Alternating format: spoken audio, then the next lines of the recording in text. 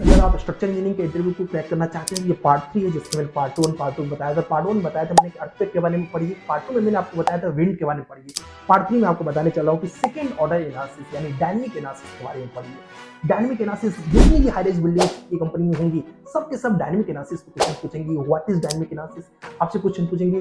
Dynamic analysis में कुछ special analysis है, जैसे कि रिस्पांस स्पेक्ट्रम एनालिसिस के बारे में क्वेश्चन पूछा जा सकता है, फिक्स है। ईटीएफ सॉफ्टवेयर में कैसे करते हैं, जनरली इंटरव्यू में पूछते हैं।